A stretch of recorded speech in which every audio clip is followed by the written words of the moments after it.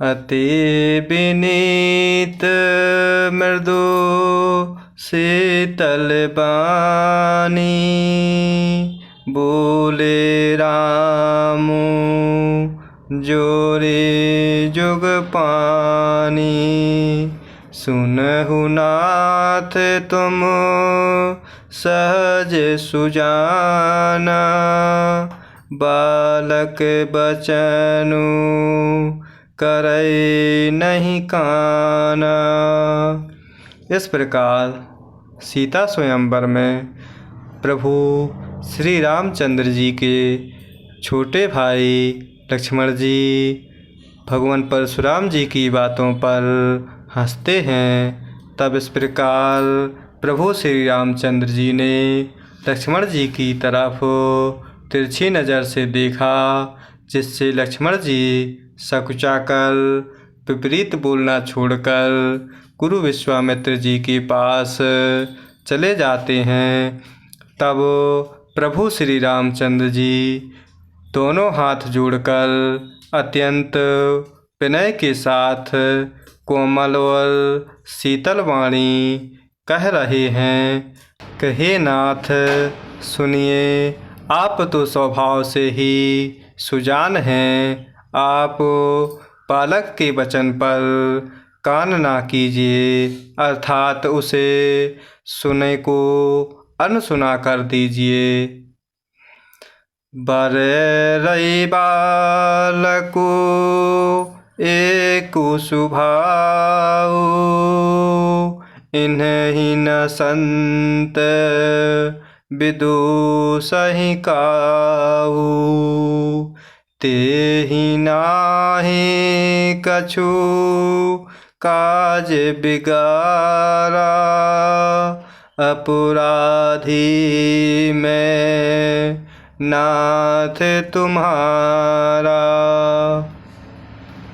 और इस प्रकार प्रभु श्री रामचंद्र जी भगवान परशुराम जी से कह रहे हैं कि बर्रे और बालक का एक स्वभाव है, संत जन इन्हें कभी दोष नहीं लगाते। फिर उसने अर्थात लक्ष्मण ने तो कुछ काम भी नहीं बिगाड़ा है। हे नाथ, आपका अपराधी तो मैं हूँ। कृपा को पुबधो बंधव गोसाई, मुँह पर करे दास की नाई। कहिए बेगी जेहि विधि से जाए, मुनि नायक सोई करऊँ पाए। अतः प्रभु श्री रामचंद्र जी कह रहे हैं कि हे स्वामी, कृपा, क्रोध, वध और बंधन जो कुछ करना हो दास की तरह अर्थात दास समझकर मुझ पर कृपा कीजिए। जिस प्रकार से शीघ्र आपका क्रोध दूर हो, हे मुनिराज बताइए, मैं वही उपाय करता हूँ।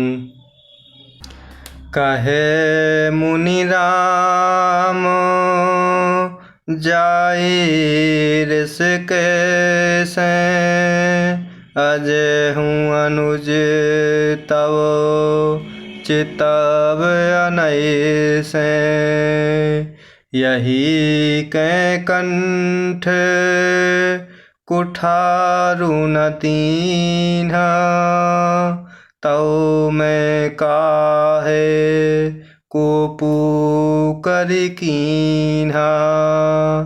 तब इस प्रकार प्रभु श्री रामचंद्र जी के वचनों को सुनकर मुनि कह रहे हैं कि हे राम, क्रोध कैसे जाए? अब भी तेरा छोटा भाई टेढ़ा ही ताक रहा है। इसकी गर्दन पर मैंने कुठार ना चलाया तो क्रोध करके क्या ही क्या। गर्भो स्त्र वहे अवो ने पुरवो ने सुने कुठार गति घोर। पर सुअछत देखऊं जियत बैरी भूप किशोर।